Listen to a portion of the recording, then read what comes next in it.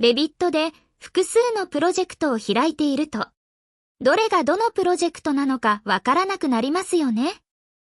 そういった際に使えるのがこのタブカラーリングです。コマンドを起動すると、プロジェクトごとにタブの色が変わります。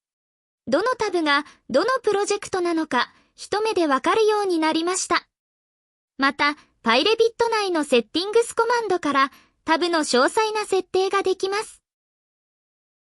UI、UX 内のColorize Open Documents にチェックを入れると、タブの塗り方の設定や色のバリエーションの設定ができます。自由にカスタムしてみてください。